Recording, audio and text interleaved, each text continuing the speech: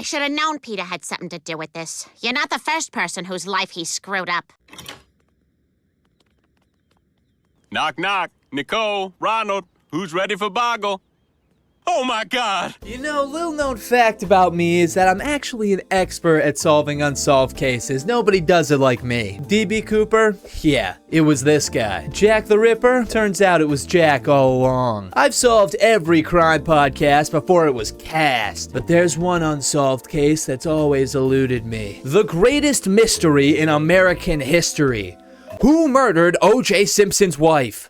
And also that waiter also. But first we have to start at the start of the juice. Orenthal James Simpson was born in 1947. A running back since high school, he would play for the University of Southern California. He set school records, played in 2 Rose Bowls, rushed for over 1,700 yards in '68, won the Heisman, and was a member of the world record-setting 440-meter relay team to boot. He was drafted first overall by the Buffalo Bills and set NFL records with 23 touchdowns and over 2,000 yards in a season. Despite never even being close to a Super Bowl, I mean, he was on the Bills after all, he was still a superstar. He retired in '79 with the second most total yards in history and was inducted into the Hall of Fame years later. Afterwards, he became an actor in movies, commercials, and TV shows, and a commentator for football games. In '77, he met the 18-year-old Nicole Brown when he was 30 with a wife and kids. Yet 8 years later, he was divorced and married Nicole. No red flags here. Together, the pair would have 2 kids, but their marriage wasn't as picture perfect as their LA mansion. They were divorced in '92 after a history of abuse. OJ pleaded no contest to battery charges against her, and even after the divorce, police responded to OJ kicking down her door. Things would remain tense between the two until one fateful night. On June 12, 1994, both would attend their child's dance recital. Afterwards, Nicole and her family went to a restaurant where her friend Ronald Goldman worked as a waiter. After they left, Nicole had forgotten her glasses, so Ron decided to go to her Brentwood condo to drop them off later that night. Just past 10 p.m., Nicole's neighbors noticed her dog barking from just outside her house. When they went to investigate, it was covered in blood and led them back to the house. LAPD quickly responded, where they found Nicole and Goldman. Nicole's throat had been cut, and Goldman had been stabbed around 30 times. The scene was covered with blood, along with footprints, a knit hat, and a lone leather glove. After closing off the scene, detectives went to OJ's house so he could collect his kids who had slept through the attack. When detectives arrived, nobody answered the gate. While looking around, Detective Mark Fuhrman noticed a blood spot on the white Bronco parked outside. He's probably not important, don't bother remembering him. Detectives claim they now believed OJ could also be in danger, so Fuhrman hopped the wall, unlocked the gate, and they entered without a warrant. But OJ wasn't home, only his daughter and his friend Kato Kalin, who was living in his guest house. They told police that OJ had just left on a plane for Chicago. While other detectives interviewed the two, Fuhrman walked around the property, and behind the guest house found a blood-stained glove, the match of the one at the scene. OJ was now a suspect. Kato would help officers paint a picture of the night. After the recital, he and OJ went to McDonald's, and after that, he didn't see OJ for a while. That night, he heard a thumping on his wall. When he went to see what was up, he saw a limo out front. The driver later testified that he was there to pick up OJ for his flight, but nobody came out of the house for half an hour. Around 11, he saw a man enter the house, and a few minutes later, OJ appeared, claiming he had overslept. Kato and the driver helped OJ with his bags, except for a small black bag he wouldn't let them touch. Then they drove away. Simpson would be told about the murder in his Chicago hotel room the next day. Though notably upset, he did not ask when, by who, or how. When he returned to LA to be questioned, officers noticed a cut on his hand. At first, he claimed he didn't know how he got it, but later said that he cut it in his Bronco just coincidentally on the night of the murders and reopened it when he was smashing glass in Chicago in grief. Despite this extremely obvious red flag, cops gave a terrible interview. OJ contradicted himself multiple times, but they ignored key details and didn't ask obvious questions. It was so bad that during the trial trial, neither side used it. OJ's blood was taken and matched DNA, and he was sent on his way. Yet, despite this, they were pretty sure OJ did it, and the DNA would prove it. The gloves contained Nicole, Goldman, and OJ's blood. Socks found in his bedroom contained Nicole's blood. Hair found on the cab matched OJ's. A blood trail led from the Bronco into OJ's house. Nicole and Goldman's blood was found in the Bronco. So cops got a warrant and agreed with OJ's lawyers that he'd turn himself in after Nicole's funeral. Yet Big O was a no-show. When cops went to get him, they found that he had left in his Bronco with friend Al Cowlings. They also found a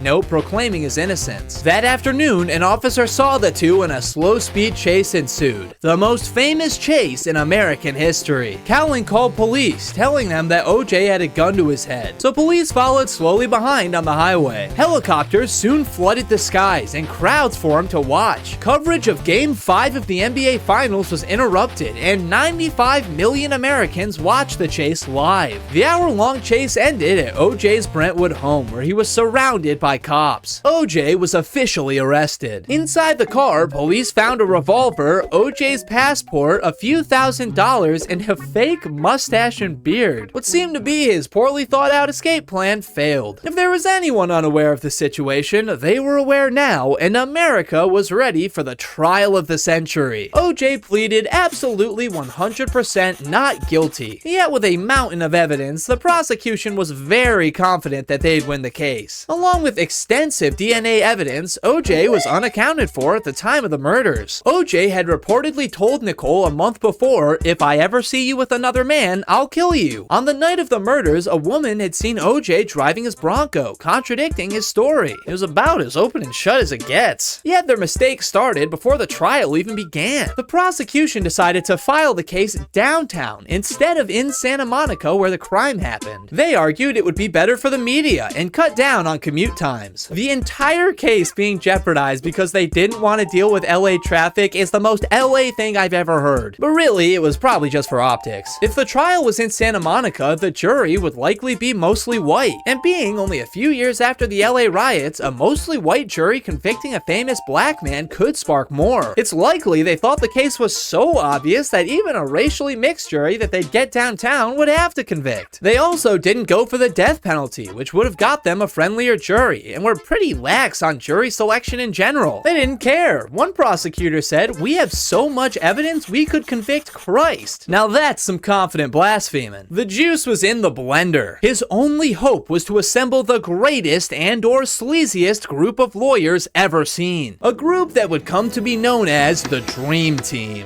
Robert Shapiro, his old lawyer. Robert Kardashian, friend of OJ and patriarch of the later famous family. Alan Dershowitz, the guy who would go on to defend Trump, Weinstein, and Epstein. Just gonna leave that there. And most notably, the stylin', high-profilin', Rolls-Royce riding Johnnie Cochran, who would become the lead attorney. Despite many on the team having next to no experience in murder cases, they all had one thing in common. They loved putting on a show. In the US, a defendant can only be declared guilty if the jury unanimously agrees that they are, without a shadow of a doubt. So all the defense needed to do was give them that shadow. They pieced together the true story of OJ Simpson, a black man framed by a conspiracy involving the entire LAPD. All that evidence? Planted. I mean, come on, that could have been anyone's OJ Simpson DNA. The system was racist and oppressive, and he was just another victim. With the jury now majority black, they knew it was their only chance. The televised trial began in January of '94, and the difference in strategies was apparent from the start. The prosecution began by laying out their evidence. The defense began by quoting MLK. They argued the evidence was contaminated, compromised, and ultimately corrupted. The trial began with the prosecution laying out their case extensively, maybe a little too extensively. Over the next 99 days, the prosecution brought up 72 witnesses. If you think that's a lot for a murder that nobody saw, you wouldn't be alone. They focused on the abusive relationship the two had, playing Nicole's 911 calls, calling friends and family as witnesses who saw the abuse, even one of OJ's friends who claimed OJ told him he had some dreams of killing Nicole. Despite OJ claiming he was practicing his golf swing at the time, as you do at 10 p.m. at night, phone records show that he made a call from his car at the time. The defense didn't even try to explain the this discrepancy. OJ claimed to not own the ugly-ass shoes that made the footprints. Photos showed he did. They argued that the little black bag, which had not been seen since, was dumped with the murder weapon. In the middle of this, jurors took a field trip to the crime scene in OJ's house, which I didn't know you could do. While meant to give them a better picture of the crime scene, the defense used it as an opportunity to shape the narrative on OJ. Before they got to the house, they took down pictures of OJ's white golfing buddies and his naked white girlfriend, which was just hanging in his house, I guess, and replaced them with civil rights paintings, pictures of his mom, and a very visible Bible. The trip actually seemed to benefit the defense, and that was a theme throughout the trial. The defense was able to turn the prosecution's case against them. On cross-examinations, the defense was dead set on destroying the cops' credibility, which wasn't too hard. There were photos of cops handling evidence without gloves. Instead of using one of those white sheets, they used a random blanket from inside to cover Nicole. They placed some samples in plastic bags that could produce bacteria. Most of the samples were collected by a junior criminalist without supervision. They even got the prosecution's DNA expert to admit that mistakes had been made. They accused officers of misconduct, even framing one as an alcoholic lying to boost his acting career. Slowly, their theory of contaminated evidence was starting to come together. The prosecution didn't do themselves any favors either. When they brought Kato Kalin to the stand, he seemed to contradict himself. So in a strange move, they had their own witness declared hostile. And in the most famous moment of the trial, they were the ones who dramatically asked OJ to try on the gloves. They were a size extra large, purchased by Nicole, and there were photos of OJ wearing similar ones. So they walked him right in front of the jury, where he struggled to put them on. The gloves did not properly fit, which, I mean, am I crazy, or are they not literally on his hands in this famous photo? Not to mention he has latex gloves on underneath, and it's not even like they have to fit perfectly for him to, you know what I'm saying? I don't know, maybe I'm crazy. The prosecution argued that blood and moisture had shrunk the gloves, and when OJ tried on a new pair, they fit. But the damage was done. The prosecution rested their case on far shakier ground than they intended. Now it was time for Johnnie the Cochran to get to work.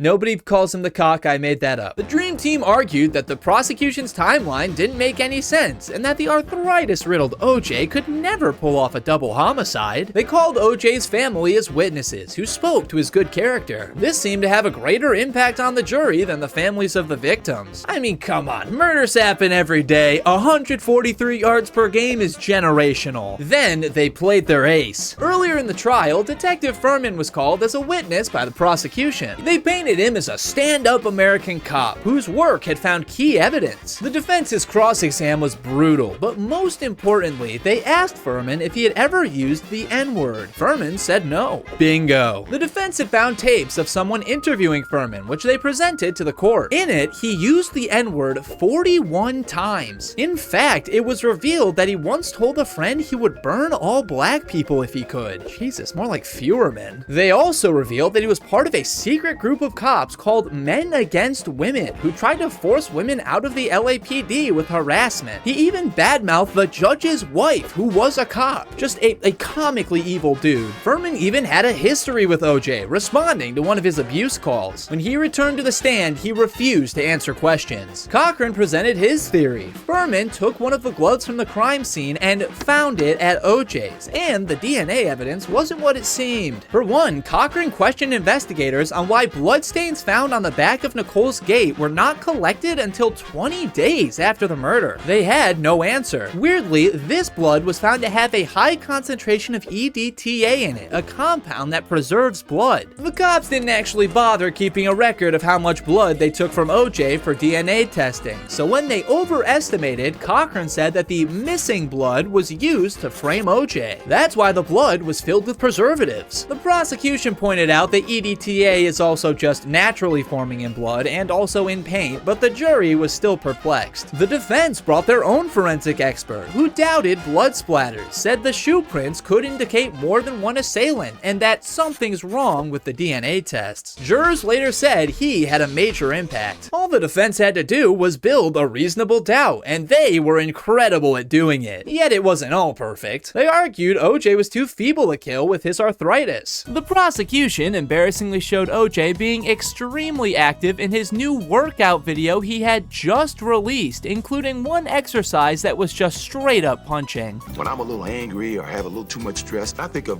Mount St. Helena, and I see it exploding and shooting all of the dust and the stuff. Regardless, the defense had not only made it, an actual case, but had turned it into a worldwide phenomenon. The coverage was like nothing before. 2,000 reporters shared the scene. News channels devoted long segments giving their opinions. Millions watched the trial, turning everyone involved into celebrities. One poll showed that 74% of Americans knew who Kato Kalin was, but only 25% knew the vice president. Sorry, Al. Larry King told viewers if we had God booked and OJ was available, we'd move God. Now that's some confident blaspheming. One of the first things Russian President Yeltsin asked Clinton when they met was if he thought OJ did it. America, of course, was particularly obsessed with the trial, yet people saw it very differently. It was clear that opinions were split down racial lines. To black people, it was about if obviously incompetent and racist police officers could again take down a black man. To whites, it was about whether a minority jury would let a black man go despite all the evidence. And this was serious stuff. A CNN poll estimated that the trial may have set back US race relations by 30 years. What in reality was just a pretty sad murder trial was transformed into a national question of social justice. As one commentator put it, what's really on trial is racism in the United States. It really was two trials, the one in the courtroom and the one in America, and it was all about to come to a head. The prosecution made its closing statements, attempting to put out the Fuhrman fire. They denounced him as a racist, but that doesn't mean OJ was framed, and they went over all their evidence again. They assured the jury that he could be both a great football player and a murderer, and said that Nicole was the only N-word that should matter. Luckily, this was said by the only black guy on the prosecution. The defense's closing statement was one of the most controversial of the trial, which is really saying something. Cochran encouraged the jury to stand up to the racist system and against Fuhrman.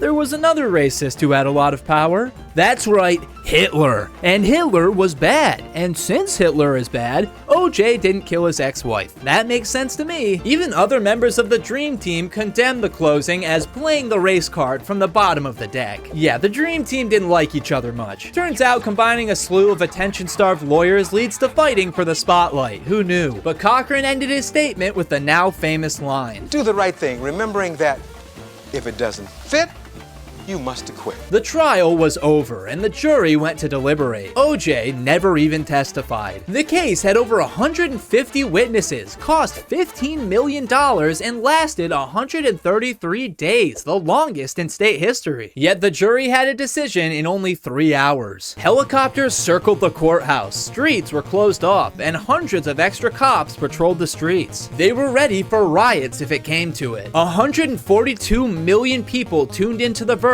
on TV and radios, and it read, in the matter of the people of the state of California versus Orenthal James Simpson, Orenthal James Simpson not guilty of the crime of murder in violation of Penal Code Section 187A, a felony upon Nicole Brown Simpson. People were stunned, either due to the victory over a corrupt legal system or a corrupt legal system that just let a guilty man walk. The trial of the century was over, and the juice was set loose. It is finally official. Murder is legal in the state of California.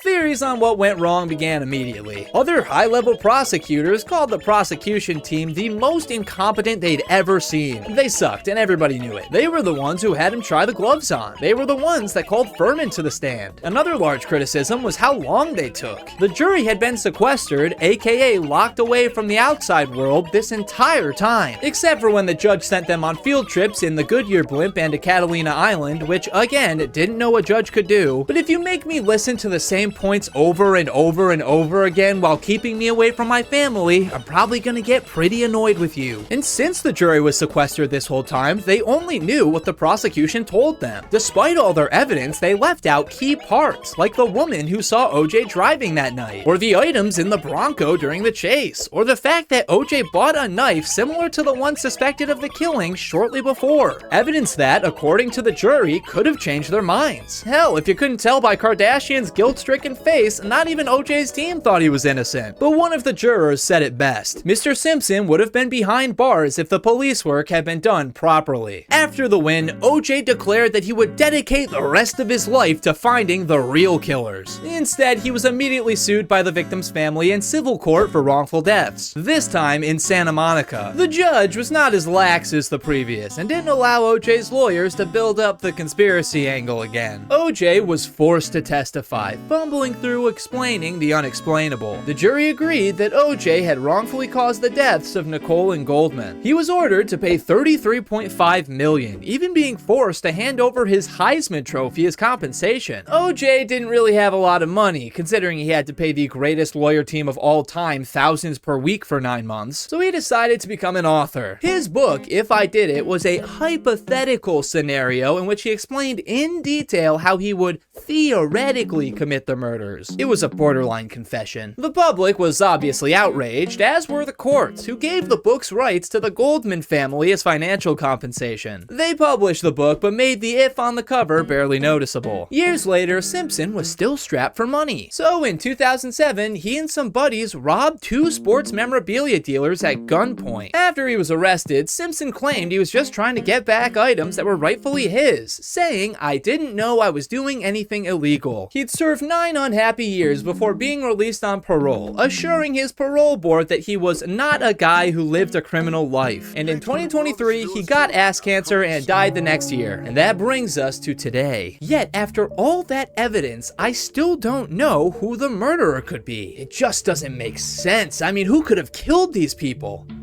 Unless... you think it's possible that the guy who constantly abused his wife had dreams of killing her, said he'd kill her in the exact situation she was killed in, purchased a similar knife, had matching footprints, had hair and blood on the scene, had blood in his car and socks, was unaccounted for at the time of the murders, tried to run away, changed his story multiple times, wrote a book about how he did it, and was later arrested for violent crimes, was actually the killer? Nah, like and subscribe. Bye-bye. They say, yo, coach, there's no stopping the juice. And when I'm on the field, I'm like a lion going loose. You better shoot me with a tranquilizer dog. Don't be fool, stupid. I'm not a Simpson name bar.